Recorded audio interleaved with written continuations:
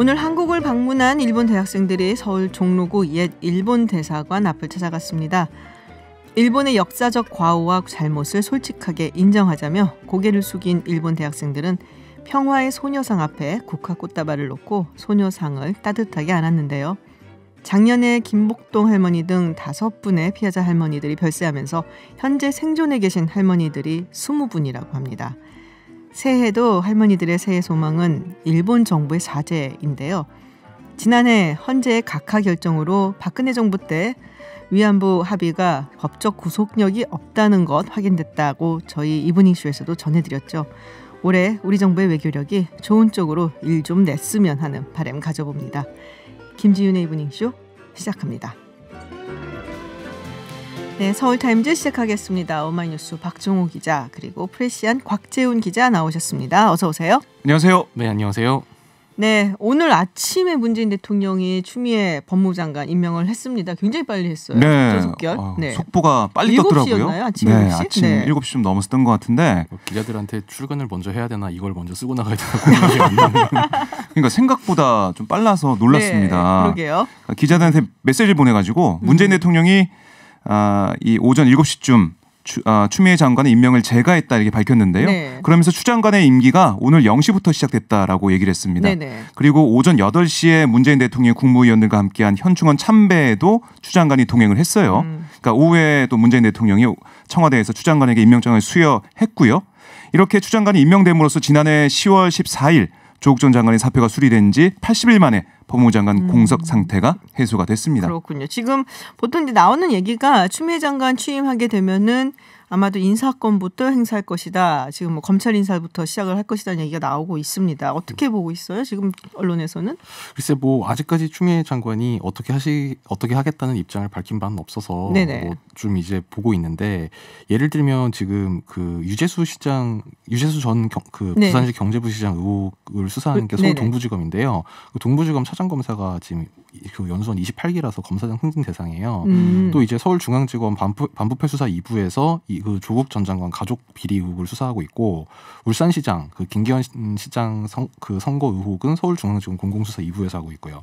그래서 이 세 군데 수사팀이 검찰에 있는데 여기가 이제 만약에 어떤 뭐 인원이 오가거나 아니면 이제 뭐 설사 승진이라 하더라도 여기서 인원을 빼가게 되면 이제 말하자면 좀 이 수사팀을 좀 흔들려는 의도가 있는 거 아니냐 야당에서는 이렇게 의심을 하고 있고요. 근데 반면 여당에서는 이제 오늘 서른 최고위원이 라디오에 나와서 추 장관의 인사권 행사는 내년 2월로 예정됐지만 얼마든지 앞당길 수 있다. 그러면서 이 지금 아까 제가 말씀드린 세 군데 수사팀 거기나 아니면 윤석열 검찰총장의 참모들도 다 포함돼야 된다. 이런 취지로 말해서 눈길을 끌었습니다. 네, 역시 반응이 생각했었던 반응인데 사실 서른 최고위원 같은 경우는 말씀하신 것처럼 지금 뭐 승진을 하든지 아니면은 뭐 조금 한직으로 물러나든지 어쨌든 그렇다면 윤석열 검찰총장이 지금 지휘하고 있는 이 수사팀에는 조금 차질이 있을 것이다라고 지금 많이들 보고 있다는 얘기예요. 근데 지금 이런 보도가 나왔습니다. 청와대가 1월 초까지 승진 대상 검사 150여 명에 대해서 경찰의 세간의 평판을 수집을 하라라고 지시를 했다. 뭐 이 얘기가 나와 있어요. 그렇습니다. 이게 통상적인 건가요? 그러니까 통상적이지 않다라고 하더라고요. 법조계에서는 뭐 이렇게 그러니까 인사를 준비하면서 파격적인 인사를 하기 위해서 여러 가지 것도 준비하고 있다 이런 목소리 좀 나오고 있고요. 그러니까 아까 말씀드린 대로 제가 문재인 대통령이 추미애 장관한테 임명장 수여하는 그 시점에 오늘 오후에 추미애 장관이 좀 많은 분들이 좀 귀에 담을 만한 그런 얘기를 좀 했어요. 무슨 얘기를 했냐면 검찰을 명의에 비유했습니다. 이름난 의사에 비유하면서 수술칼을 환자에게 여러 번 찔러서 병의 원인을 도려내는 게 명의가 아니라 정확하게 진단하고 환부를 제대로 도려내는 게 명의다라고 얘기를 했습니다. 그러니까 검찰이 수사권과 기소권을 갖고 인권은 뒷전으로 한 채 마구 찔러서 원하는 결과를 얻었다고 해서 신뢰를 얻는 게 아니다라고 지적했거든요. 그러니까 그렇게 얘기를 했어요. 추미애 법무장관이. 오늘 문재인 대통령과 환담하면서 얘기를 했어요. 그러니까 지금 검찰의 수사 그런 모습에 대해 낙제점을 줬다라고 볼 수가 있거든요. 그러니까 인사를 위해서 여러 가지 세평을 경찰을 통해서 청와대가 수집을 하고 그런 걸 통해서 인사를 준비하고 있다. 근데 세평을 수집을 한다는 게 사실은 잘못하면 이게 문제가 될 수는 있는 부분이잖아요. 그럼 보통은 이제 뭐 그런 거는 있는 걸로 알아요. 뭐 청와대에서 누군가를 인사를 할 때 이제 경찰청 조회 같은 거 있잖아요. 무슨 어떤 범죄를 저지르지 않았나. 네. 뭐 이런 정도는 알아보는 걸로 아는데 그 동의하에 하죠. 그것도 사실은 본인의 동의하에 그런 걸 하는데 세평을 했다. 자칫 잘못하면 뭔가 좀 감찰을 했다 이런 식으로도 혹은 뒷조사를 했다 이런 식으로도 오해를 살 수도 있는 부분이거든요. 그런 부분에 대해서 어떤 뭐 지적 같은 건 없는지 궁금한데요. 오늘 청와대 대변인이 그 건너와서 기자들한테 브리핑을 했을 네. 때 이 관련 질문이 혹시 나와서 좀 입장을 발표하지 않을까라고 생각했는데 뭐 그 아까 말씀하신 신년 인사회랑 그다음에 추미애 장관 임명식 그 내용을 주로 전달했고 이 부분 내용은 없었는데요. 글쎄 방금 말씀하신 대로 이게 뭐 자칫 잘못하면 뭐 사찰처럼 이렇게 보일 수 있는 여지도 있어서 좀 그 부분은 좀 조심스러울 텐데 뭐 그 인사 대상자의 정보를 수집하는 거는 뭐 어떻게 보면 그 인사를 잘하기 위한 거라고도 볼 수 있고 그리고 방금 말씀하신 대로 뭐 원래도 이제 경찰에 조회하는 걸 경찰 정보계통에 조회를 한 거라고 아마 청와대 측에서는 뭐 그렇게 볼 수도 있을 것 같습니다. 그렇군요. 그러면 어쨌든 간에 이번에는 이제 윤석열 총장이 조금 긴장은 하고 있을 것 같아요.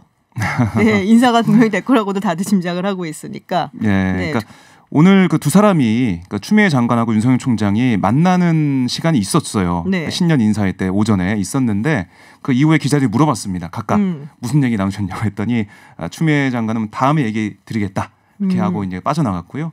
윤석열 총장은 아무런 답변 안 했어요. 그러니까 어떤 얘기를 했는지 그러니까 짧은 시간이니까 인사 정도만 했을 텐데 분위기가 좋지 않았다 이렇게 좀 그래요? 볼 수가 있는 좀 뭔가 화기애애한 분위기가 아니었지 않나 그런 생각이 좀 드는데 그 만남 이후 몇 시간 만에 추미애 장관이 대통령한테 임명장을 받으면서 그러니까요. 아무데나 막 지르는 게 명의가 아니다. 이렇게 검찰 비판한 거니까요. 하니까 윤석열 총장이 기분이 좋을 리는 없겠죠. 그렇군요. 글쎄요, 뭐 어떻게 될지 앞으로 약간은 조금 지켜봐야 되는 예의주시해서 봐야 될 포인트가 좀 생긴 것 같습니다. 추미애 장관 임명되고 그리고 검찰이 그 패스트트랙으로 이제 지금 올랐던 국회의원들을 기소를 했죠. 자유한국당이 24명 그리고 민주당 5명 기소를 했습니다. 그동안 사실 왜 기소 안 하냐는 이야기들이 많았어요. 네, 하필 딱 오늘 했네요. 하필이면 네. 공수처법 통과되고 또 추미애 장관 임명되고 네네. 이런 날 됐는데요. 검찰은 브리핑을 통해서 뭐 계산하고 이런 게 아니다. 수사하다 보니까 오늘 딱 발표하는 날짜가 됐을 뿐이다. 기소하는 날짜가 됐을 뿐이다. 이렇게 얘기하는데 그래서 민주당에서는 좀 불쾌감. 그러니까 어떤 이유에서 이런 거냐 이런 얘기가 좀 나오고 있어요. 한국당에서는 뭐라 하나요? 한국당에서는 이게 검찰이 우리가 불의에 대해서 불법에 대해서 그 정당한 그런 항의를 한 건데 이걸 기소한다? 이거는 우리가 좀 받아내기 힘들고 나 재판 가서 무죄 받아내겠다 이런 입장을 보이고 있어요. 재판 가서 무죄를 받아내겠다. 어쨌든 타이밍이 좀 묘하기는 합니다. 네, 오늘 하필 딱 기소가 됐고. 근데 뭐 특히 한국당 의원들이 조금 뭐라 그럴까요? 우려를 많이 하겠죠. 왜냐? 국회법을 어긴. 그러니까 국회법을 어긴 걸로 지금 기소가 되고 있는 상황이기 때문에 보면은 형량도 상당히 세더라고요. 그 보면. 그러니까 이게 선진화법이 그렇습니다. 선진화법의 요점이 그거잖아요. 국회에서 이렇게 물리적으로 폭력을 행사해서 회의를 방해하면 아주 세게 이제 처벌을 하게 돼 있는데 이 회의를 그러니까 이를테면 의원의 회의장 출입을 방해하거나 이제 어떤 그 기물을 손괴하거나 이제 이렇게 하면 5년 이하 징역 1,000만 원 이하 벌금에 처해지고 만약에 회의를 방해하면서 뭐 사람을 다치게 하거나 뭐 다중의 위력을 이용했다 이런 경우는 7년 이하 징역에 2,000만 원 이하 벌금 이렇게 돼 있습니다. 네. 만약에 이제 여기에 이제 그 조항이 적용돼 가지고 벌금형 500만 원 이상 받으면 금고징역은 당연하고요. 의원직 상실하게 되고 피선거까지 박탈이 돼요. 그래서 지금 내년 4월 총선에 나가서 당선되더라도 이 수사 결과에 따라서 의원직을 박탈당할 수도 있기 때문에 총선에까지 영향을 미치는 변수가 될 수도 있다는 관측입니다. 그렇겠네요. 네. 특히 뭐 황교안 대표 그리고 나경원 전 원내대표 같은 경우는 검찰이 볼 때는 중요한 위치에 있다는 거예요. 그러니까 지도부로서 그 이런 회의 방해, 이런 의사결정에 가장 중요한 위치에 있다. 그렇기 때문에 이 지도부였던 이 두 사람, 지금 황교안 대표도 있지만은 어떻게 결정이 날지. 황교안 대표 같은 경우는 만약에 정말로 500만 원 이상이 나와서 피선거권이 박탈된다면 총선뿐만이 아니라 대선도 걸려 있습니다. 네, 뭐 관련은 있는데 근데 이제 가면 재판의 결과 나와야겠죠. 차이가 또 아직도 많이 나시는 분이라 갖고 지금 뭐 얘기하기는 조금 이른 것 같고 어쨌든 황교안 대표는 오늘 그래서 포항에서 기자들 만났는데 물어봤더니 뭐 이게 정당한 저항권, 그러니까 이 패스트트랙 자체가 불법이기 때문에 이건 정당한 저항권 행사고 그래서 이거는 불법이 아니다. 그래서 재판에서 전부 무죄를 주장할 것이다 이렇게 얘기를 했고요. 나경원 대표는 별도 입장문을 내서 억지 기소다 이렇게 검찰을 비난했습니다. 특히 뭐 기자들이 검찰 그 브리핑에서 그 여상규 의원 기소되지 않은 것에 대해서 어떻게 된 거냐 좀 물어봤어요. 근데 뭐 불출마했기 때문에 안 한 거 아니냐 이렇게 얘기했는데 그게 아니다. 검찰에서는 영상을 봤을 때 몸싸움하거나 이런 객관적인 증거가 없다는 취지로 그래서 기소하지 않았다. 몸싸움을 하거나 하는 객관적인 증거가 없었다. 네, 몸싸움하는 객관적인 영상, 객관적인 영상 증거 그런 게 없었다라고 설명을 하더라고요. 그렇군요. 네, 지금 뭐 한국당에서 약간 좀 구석기 코너에 몰린 것 같기는 한데 지금 정세균 총리 후보자 청문회가 있잖아요. 다음 주에 지금 보이콧 하겠다라는 그런 이야기를 하고 있습니다. 어떻게 되는 건가요? 지금 이게 보이콧 해갖고 청문회가 안 되면은 이낙연 총리는 어떻게 되나요? 그러면은 16일까지 이거 그만둬야 되는 거잖아요. 그 총선 나가려면은. 제가 지난주에 꼭 그렇게 되지 않을 수 있다는 말씀을 얼핏 드렸는데 오늘 중앙일보에 비슷한 취지의 보도가 났습니다. 여권의 핵심 인사 발언 인용해서 이 총리가 사표를 대고 나온 형식이 아니라 문재인 대통령이 이 총리가 당으로 돌아가게 됐다며 도와드리는 방식이 될 거다. 그 시점이 14일이나 15일이 될 거다. 뭐 이렇게 얘기했다는 전언을 보도했고요. 또 다른 인사도 역시 비슷한 취지로 그 정세균 후보자 인준안 통과가 16일까지 이루어지지 못하더라도 그 전에 관둔다. 문 대통령이 그렇게 승인했다. 뭐 이렇게 말했다는 오늘 보도가 나왔습니다. 그럼 어쨌든 이낙연 총리는 총선에 출마하는 것은 이제 확실시 되어 있는 걸로 저희가 이해를 하면 될 것 같고 오늘 또 이분을 제가 거물이라고 얘기를 해야 될까 생각을 잠깐 해봤는데 어쨌든 화제의 인물이잖아요, 여전히. 안철수 전 대표가 곧 귀국을 하는 것으로 지금 자신의 SNS에 글을 올렸죠. 그렇습니다. 오늘 그 아침에 두 개의 속보가 좀 놀라게 했는데 하나는 추미애 장관 임명 소식, 또 하나는 안철수 전 대표의 정계 복귀 선언이었습니다. 이렇게 글을 올렸어요, 페이스북에. 이념에 찌든 기득권 정치 세력들이 사생결단하며 싸우는 동안 우리의 미래 세대들은 계속 착취당하고 볼모로 잡힐 수밖에 없다. 우리 국민께서 저를 정치의 길로 불러주시고 이끌어주셨다면 이제는 제가 국민과 함께 미래를 향해 나아가고자 한다. 이제 돌아가서 어떻게 정치를 바꿔야 할지, 어떻게 대한민국이 미래로 가야 하는지에 대해 상의드리겠다라고 의사를 밝혔습니다. 근데 그렇게 유승민 의원이 와달라고 얘기를 할 때 러브콜을 보낼 때 안 오더니 지금 이 시점을 택한 이유가 뭘까요? 더 늦춰지면 안 되겠다 뭐 이런 건가요? 해가 바뀌었고 말씀하신 대로 해가 바뀌었고 총선 그러니까 일단 해가 바뀐 것도 좀 뭐 그런 계기가 될 수 있고 그리고 이제 총선을 나가려면 1월부터는 이제 가시권에 들어와야 되니까요. 근데 어디로 가야 되나요? 지금 새로운 보수당 같은 경우에는 이름이 보수당이 들어가는 바람에 가기도 좀 애매한데요. 새로운 보수당에 대해서는 안전 대표나 뭐 측근들이나 그쪽은 관심 없다. 그냥 뭐 잘하기 바란다. 그냥 이런 식의 입장을 많이 냈고 뭐 그럼 바른미래당으로 돌아오는 건지 아니면 뭐 새로운 신당을 창당하는 건지 뭐 이렇게 저희 측근이라고 하는 김철근 전 대표한테 물어봤는데 모든 가능성은 열려 있다. 이렇게만 가능성은 열려 있다. 그렇게만 얘기를 했습니다. 우리 박펠린이 어떻게 보세요? 종로에 안 나온다 그랬잖아요. 그때 분명히. 안철수 전 대표요? 종로에 안 나올 것 같아요. 안 나올 것 같고. 종로 나오나 보다. 이렇게 되면. 제가 생각해봤을 때 이명박 전 대통령이 종로에 나왔잖아요. 나왔었잖아요. 종로 국회의원이 됐었잖아요. MB 아바타가 아니라고 했으니까 종로에 안 나오지 않을까. 이런 궁색한 이유를 대면서 뭐 농담식으로 말씀드렸고요. 그러니까 왜 지금이냐? 그러니까 안철수 전 대표가 봤을 때는 자기만의 공간이 좀 열렸다고 판단한 것 같아요. 지금요? 네, 그러니까 극단의 대결, 그러니까 민주당과 한국당, 특히 한국당 같은 경우는 아예 이제 극우 쪽으로 가고 있는 게 아니냐 이런 비판이 많이 나오고 있지 않습니까? 그래서 내가 갈 수 있는 중도 부분에 진공 상태가 있다. 극중주의. 그래서 안철수 전 대표 같은 경우는 내가 할 역할이 있다고 판단해서 지금 이 시점에 또 출사표를 던진 게 아닌가 생각이 들고요. 너무 많은 선택지가 있어요. 그러니까 보수 쪽에서 볼 때는 매력적인 인물입니다. 왜냐? 중도의 표를 끌어올 수 있는, 중도의 지지를 받을 수 있는 인물이 되기 때문에요. 잠깐만요. 비호감 1위 아니었던가요? 어느 여론조사에서? 뭐 그럴 수도 있지만 작년 갤럽이었죠. 작년 말에 정치 지도자에 대한 호감 비호감도 조사를 했는데 그때 이제 비호감도가 그 주요 정치인들 뭐 황교안 대표 포함해서 이제 여야 대선 주자들을 대상으로 쭉 했는데 비호감도가 가장 높고 호감도가 가장 낮긴 했어요. 근데 이제 이거는 이제 여러 사람을 섞어놓고 지지율을 조사하는 방식이 아니라 이 사람에 대해서 호감이 갑니까 호감이 안 갑니까 이렇게 물어보는 방식이라서 이제 다른 주자들이랑 나란히 섰을 때 이제 지지율이 얼마나 나오냐 상대적인 지지율이 또 중요하니까. 보니까. 그렇죠. 그러니까 저는 그래서 그 한국당도 그렇고 새로운 보수당도 그렇고 바른미래당도 그렇고 다 러브콜을 보낼 것 같아요. 그러니까 안철수 전 대표가 갖고 있는 국중주의 말씀하셨지만 네. 중도층의 그 표심 그게 있기 때문에 러브콜을 보내고 안 전 대표는 돌아오게 되면은 어떻게 보면 선택지가 많은 가운데 자신의 정치를 좀 만들 수 있는 그런 가능성이 있다. 물론 그런 가능성을 통해서 정치한다고 해서 성공할지 안 할지는 알 수가 없죠 아직은. 그 종로보다는 원래 안철수 전 대표가 19대 20대 총선에서 나갔던 게 서울 노원병입니다. 그렇죠. 거기도 아마 다시 생각할 수 있을 것 같고 그 다음에 안철수 전 대표 고향이 부산이거든요. 그래서 아예 부산 경남 쪽으로 나가는 선택도 가능하지 않냐. 뭐 정치권에서는 그런 관측도 있습니다. 그렇군요. 알겠습니다. 일단 여기까지 듣고요. 그리고 교통정보 듣고 돌아와서 다시 하겠습니다. 네, 서울타임즈 돌아왔습니다. 네, 한국당의 위성 정당 이름이 정해졌습니다. 비례자유한국당. 네, 비례한국당에서 자유자가 들어갔네요. 네. 알아보긴 쉽겠어요. 비례자유한국당이 됐으니까. 그렇죠. 네. 바뀔 수도 있다고 아직 가칭이라고 합니다. 그러니까 원래 창준이 때 명칭이 정식으로 정당을 결성해서 그 정당 등록을 하게 되면 바뀌는 경우들이 좀 있긴 있습니다. 근데 뭐 괜찮은 것 같아요. 사실 비례한국당으로 하려다가 이게 안 됐잖아요. 먼저 선점당해가지고 안 됐기 때문에 비례자유한국당.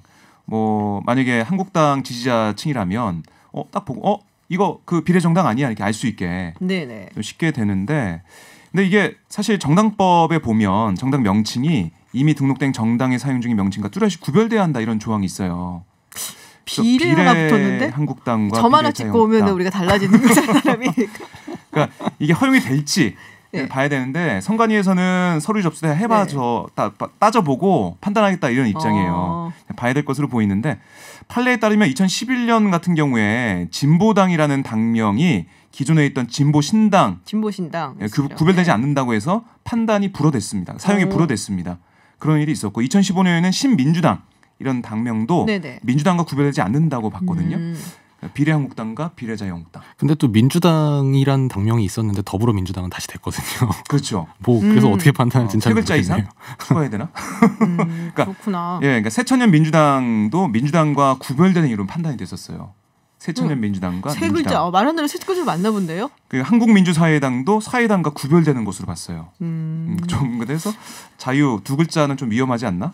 그런 생각도 되는데, 그러니까 어떤 가치, 그러니까 그 부를 때. 그 어떤 발음이나 문자 관념상 유사하지 않아야 된다는 판례이기 때문에 이게 어떻게 판단될지 봐야 될 것으로 보이고요. 곽 기자가 얘기했듯이 뭐 변경될 수 있으니까 좀 더 봐야 될 것으로 보입니다. 심재철 원내대표는 이거 몰랐다는데요? 비례자유한국당 당명 신고 얘기. 그러니까 그 몰랐다는 게 이걸 신고 이런 당을 만든다는 것 자체를 몰랐던 건 아니고. 이 이름을. 그렇죠. 왜냐하면 심재철 원내대표도 지난 연말에도 계속 뭐 우리 비례한국당 만들 것이다. 뭐 이제 통과했으니까 우리 만든다 만든다 계속 얘기를 했는데 구체적으로 딱 이름이 이거라는 거는 뭐 몰랐다는 보도는 저도 봤어요. 그렇군요. 근데 원내대표 알아야 되는 거 아닌가요? 원내대표인데. 거기에 의원 30명이 갈 수도 있는데. 있어요. 박정호 기자 같으면 가겠어요. 참고로 지난주에 그래서 이 새 당 이름이 뭐가 되냐 이제 기자들이 심재철 원내대표나 김전 정책위장한테 좀 물어봤는데 알려줄 수가 없다. 말하면 먼저 등록하는 사람이 생긴다. 그것도 말이 되네. 그래서 보안을 굉장히 유지를 해왔습니다. 근데 그 와중에 어제 오늘 굉장히 또 중진 의원들, 한국당의 중진 의원들 불출마 선언이 잇따랐습니다. 김도읍 의원, 여상규 의원, 그리고 한성규 의원 다들 진짜 중진이잖아요. 그 김도읍 의원 같은 경우는 사실은 황교안 대표의 비서실장 역할을 하고 있는데 나름 상당히 좀 비판적으로 이야기를 하고서는 불출마 선언을 했단 말이에요. 김도읍 의원, 저랑은 좀 다르게 보신 것 같은데요. 그러니까 이 같은 불출마지만 결이 좀 다른 것 같아요. 그러니까 김도읍 의원과 한성규 의원의 불출마와 여상규 의원은 좀 다른 것 같은데 여상규 의원은 이제 황교안 지도부를 대놓고 비판을 했습니다.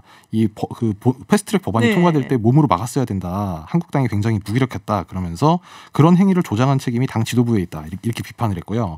그래서 통합을 이제 해법으로 제시하면서 모든 기득권을 다 내려놔야 되고 당 대표직도 기득권에 포함된다. 그러니까 사실상 좀 그 말을 표현하자면 황교안 당대표 물러나라 이렇게 해석될 수도 있는 말을 한 건데 반면 한성규 의원 같은 경우에는 지금 황교안 체제에 대한 비판이 많은데 저는 황교안 체제의 첫 사무총장으로 이 황교안 체제에 힘을 더하기 위해 불출마를 선언한다. 이렇게 말을 했거든요. 그러니까 김도부 의원 같은 경우도 제가 성규 의원하고 김도우 의원 말한 걸 헷갈렸나 보네요. 김도우 의원은 당 지도부에 대한 직접적인 언급은 하지 않고 네네. 다만 원내 지도부에 이 의사를 미리 전달하지 않고 좀 약간 전격적으로 결심을 한 것 때문에 이제 당에서 좀 몰랐던 사람들이 많은데 사태의 변을 보면 그 패스트트랙 통과를 막지 못한 데 책임지고 사퇴하겠다. 뭐 그런 취지의 내용이었습니다. 두 분이 좀 비슷하게 생겼잖아요. 약간 이렇게 뾰족해갖고 네, 머리 색깔만 좀 다르고. 네. 한성교 의원 같은 경우는 눈물을 보였더라고요. 아 그래요? 예, 그래서 눈이 빨갛게 될 정도로 뭐 울면서 박근혜 전 대통령한테 미안하다고 했던 용서를 구한다 뭐 이런 얘기를 했던데. 예, 그 앞에 쭉 이제 그 회견 입장을 쭉 밝힌 다음에. 갑자기 한 3초에서 5초 정도 이제 말을 믿지 못하고 막 눈물을 그렁그렁 하더니 탄핵되신 박근혜 대통령께 정말 죄송합니다. 저를 용서해 주십시오. 라고 하고 기자회견을 마쳤습니다. 그렇군요. 그러면 이렇게 되면은 어떻게 보수 대통합 뭐 이야기가 좀 급물살을 타게 되는 건가요? 어떻게 되는 건가요? 뭐 우선 불출마하는 의원들이 많게 되면 네. 자리가 생기니까 그만큼 네. 비어있는 공간이 생기니까 보수 대통합, 뭐 빅텐트를 만들어서 뭔가 함께 할 수 있는 그런 부분들이 생기겠죠. 생기는 부분들이 있겠죠.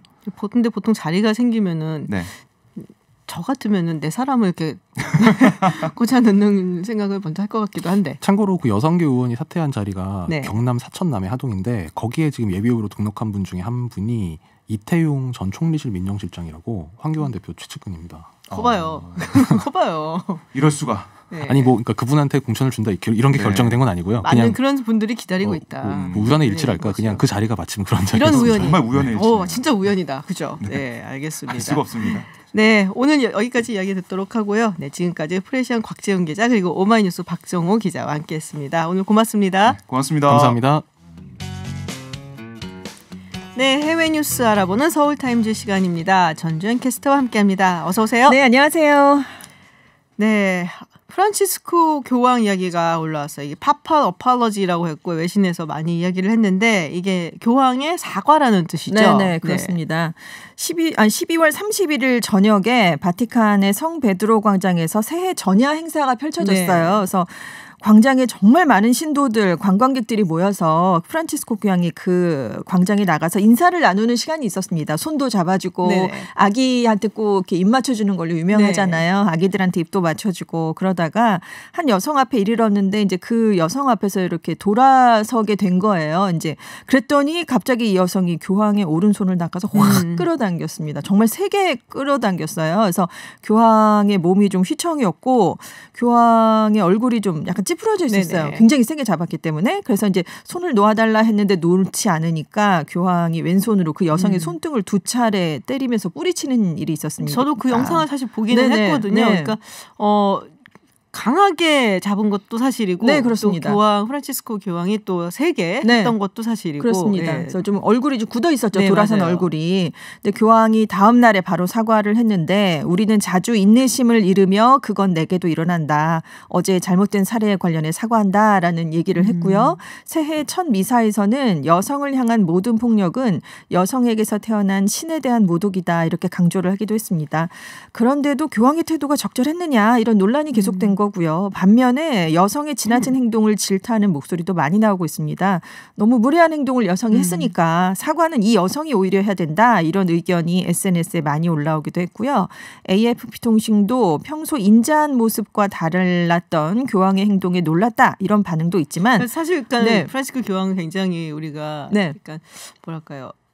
뭐 옆집 할아버지 같은 그렇죠. 굉장히 그런 모습이잖아요. 네, 아주 권위적이지 않고. 그리고 미사 도중에 아이가 이렇게 앞을 왔다 갔다 하는데도 그냥 놔두라고 그런 모습도 있었고. 맞아요. 그래서 교황도 인간이 아니냐. 그래서 교황의 본능적인 반응을 지지하는 그런 글도 많았다. 이런 얘기도 있었습니다. 그렇군요. 다음 소식은 인도네시아 소식입니다.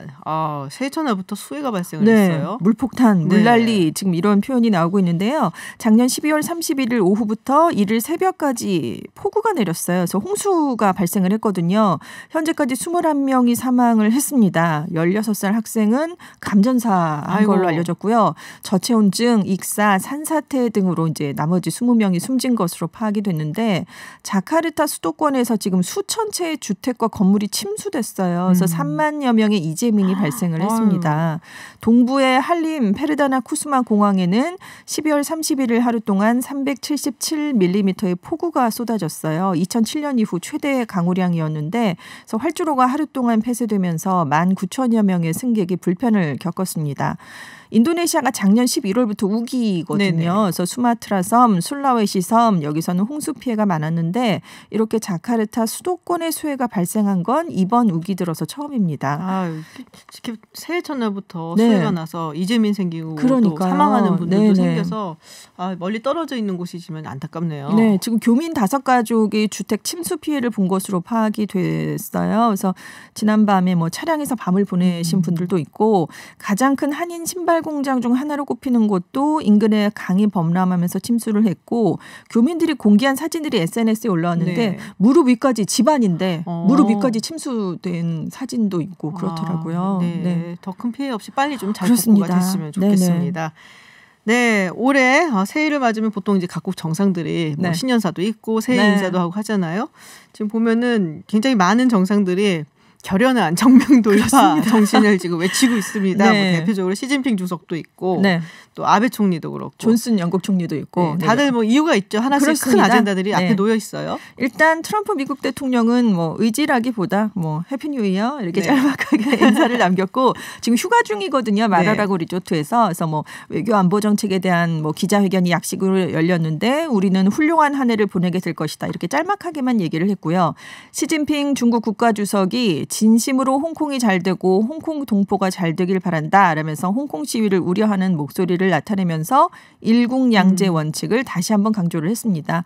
그러니까 대만의 차이잉원 총통이 신년사를 통해서 중국이 압박하는 일국 이체제에 의한 양안 통일은 절대로 받아들이지 않겠다. 이런 또 맞받아치는 신년사를 내놓기도 했어요. 좀 있으면 선거예요. 그렇습니다. 11일이죠. 아베 총리는 미래를 똑똑하게 응시하면서 커다란 개혁을 진행해 가겠다. 그 맨 앞에 있는 것이 헌법 개정이다. 이렇게. 오랜만에 듣는데요. 헌법 그렇죠. 개정 이야기. 지금 신년 소감에서 개헌을 직접 언급한 게 6년 만이라고 합니다. 그래서 자기의 임기가 2021년 9월에 일단 만료가 되는데 그 이전에 헌법 구조에 자위대의 근거 규정을 명기하겠다는 의지를 또 한 번 강조를 아마 이제 했습니다. 도쿄올림픽 있으니까 성공적으로 치르고 그러면서 정부 또 아베 총리 인기 높아지고 뭐 이러면서 진행을 하지 않을까라고 그렇습니다. 보통 이제 예측을 하고 있습니다. 그리고 푸틴 러시아 대통령 신년 메시지의 키워드는 국민 단결이었어요. 그래서 개인적인 계획과 꿈은 러시아의 계획과 분리될 수 없다. 뭐 이런 얘기를 내놨고요. 마크롱 프랑스 대통령 지금 연금 개혁 때문에 시위가 대대적으로 벌어지고 있잖아요. 노동계가 거센 반발을 하고 있고 대규모 파업 시위가 벌어지고 있지만 기존의 계획을 그대로 추진하겠다라는 입장을 신년사에서 밝혔고요. 존슨 영국 총리도 이달 말까지 우리는 브렉시트를 끝낼 것이다. 이 얘기를 다시 한번 신년사에 담았습니다. 그렇군요. 네, 세계 최고 부자 이야기가 나왔습니다. 2019년 세계 최고 부자 뭐 다들 알고 계실 거예요. 아마존의 제프 베이조스. 그렇습니다. 12월 31일 기준으로 이 베이조스 CEO가 순자산 1,150억 달러, 우리 돈으로 113조 1,470억 원 정도를 보유해서 전 세계 최고 부자로 조사가 됐습니다. 이혼하면서 부인한테 상당히 많이 비자를 줬는데요. 그래도 부자예요. 총 자산이 11조 원, 우리 돈으로 한 그 정도 넘게 줄어들었대요. 그래도 지난해에 이어서 1위 자리를 계속 지켰고 이혼을 해서 맥켄지 전 부인이 지금 세계 25번째 부자로 올라섰습니다. 2위는 빌 게이츠 마이크로소프트 회장이었는데요. 순자산이 1,130억 달러, 약 130조 4,500억 원으로 집계가 됐고 3위는 프랑스의 루이비통 모에 헤네시 그룹 회장 베르나르 아르노였습니다. 이게 사실은 이 아르노 회장이 그 루이비통 헤네시 그룹이잖아요. 그러니까 LVMH라고 이야기를 하는데 티파니를 지난 10월인가 11월인가 인수를 했어요. 그러면서 그 주가가 막 올라가면서 야 1위도 따라잡겠다라는 얘기가 나왔었거든요. 그러나 여전히 뭐 물론 베이조스의 벽은 1위긴 한데 많이 높았습니다. 이게 되게 재밌었던 게 사실은 그 인수 합병 이야기를 들으면서 이 LVMH 루이비통 헤네시 이 그룹이 사실은 이제 굉장히 많이 갖고 있거든요. 우리가 여러 명품들, 뭐 디오르라든지 뭐 루비통 뭐 당연히 갖고 있고, 뭐 동페리뇽도 가지고 있고, 뭐 굉장히 다양하죠. 뭐 불가리도 가지고 있고, 테코이어도 뭐 이런 아주 명품들 많이 갖고 있는데 이거의 라이벌 그룹이 있어요. 리치몬드 그룹이라고 스위스의 리치몬드 그룹인데 이 그룹이 어디냐? 까르띠에를 가지고 있는 곳이에요. 까르띠에하고 삐아제 이런 고급 보석 시계 막 이런 거. 그러니까는 아르노 그룹은 보석류에 대해서 항상 이게 있는 거예요. 그래서 이걸 가져야지만 우리가 리치몬드를 뛰어넘을 수 있다. 그래서 전격적으로 티파니를 사실은 인수를 했는데 네, 사실은 티파니가 우리가 보기엔 굉장히 고급스러운 어떤 보석이지만 거기는 그렇죠. 뭐 실버 제품도 많이 팔고 해서 약간은 그 스펙트럼이 넓거든요. 그렇습니다. 뭐 까르띠에라든지 이런 것보다는 조금은 뭐 조금 실버도 있고 뭐 수준 떨어져 약간 유럽 사람들이 보는 그런 게 있었는데 이 티파니를 인수해가지고 티파니만 보석만 한 게 아니라 이걸 통해 갖고 미국 사람들을 끌어들이겠다라는 생각을 갖고 있나 봐요. 그래서 이걸로 인해서 이 보석계 그리고 패션 하이 명품 패션계에서 그 1, 2, 3위 이게 이제 어떻게 지갑 변동이 일어나냐 굉장히 많이 관심들을 가졌고 맞습니다. 아르노는 그렇다면 1위에 올라갈 수 있겠느냐. 그래서 별명이 캐시미어를 입은 늑대예요. 그렇게 확 다가오네요. 확 다가오시죠. 막 인수 합병을 아주 공격적으로 하기 때문에 그래서 재밌더라고요. 이런 뉴스들이 나오면서 야 베조스를 이길 수 있단 말이야. 명품으로 막 해서 굉장히 흥미로웠는데 하여튼 이번에는 3위다. 그렇고요. 이게 지금 날마다 집계가 되는데 변동이 매날 달라지니까요. 그렇죠. 지금 주식 때문에 그런 거잖아요. 2020년에는 또 어떤 변동이 있을지 모르니까 한번 내년 말에 어떻게 발표되는지 그걸 또 봐야 될 것 같습니다. 근데 3, 4위 차이가 굉장히 많이 나요. 1, 2, 3위가 발군으로 있고 그렇습니다. 그다음에 4위가 뚝 떨어져 있죠, 사실은. 그러니까요. 그 1,000억 원대가 넘어가는데 이제 4위가 워런 버핏이거든요. 근데 순자산 893억 달러니까 많이 1,150에서 893은 좀 차이가 나죠. 그렇죠. 많이 차이가 나죠. 한국은 어떤가요? 최고 부호가 이건희 삼성전자 회장으로 59위입니다. 순자산이 310억 달러, 우리 돈으로 35조 7,900억 원이었고요. 이재용 삼성전자 부회장이 273위였어요. 그래서 우리 돈으로 한 7조 8천억 원을 갖고 있는 것으로 조사가 돼서 한국인 중에 두 번째로 순위가 높았습니다. 그렇군요.